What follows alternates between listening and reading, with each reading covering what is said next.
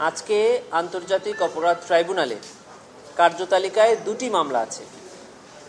একটি আইসিডিবিডি miss case number 2 of 2024, যেটির একমাত্র আসামি শেখ হাসিনা। আরেকটি হলো আইসিডিবিডি মিস কেস নাম্বার 3 অফ 2024, যেটিতে 45 জন আসামি, ওবায়দুল কাদের এবং অন্যান্য 44 জন। দুটি মামলায় আজকে তদন্ত প্রতিবেদনের অগ্রগতি জানানোর জন্য দিন ধার্য আছে। আমরা প্রসিকিউশন টিম এবং তদন্ত সংস্থা একত্রে এই ইতিপূর্বে যে তদন্ত কার্যক্রম সম্পন্ন করেছি তার বিষয়ে আন্তর্জাতিক অপরাধ ট্রাইব্যুনালে তদন্তর অগ্রগতি সম্পর্কে অবহিত করব। এবং এই মামলায় 14 জন আসামি ইতিমধ্যে আটক হয়ে জেল হাজতে আছে, তাদেরকে আজকে এই ট্রাইব্যুনালে হাজির করা হবে। ঠিক আছে, থ্যাংক ইউ।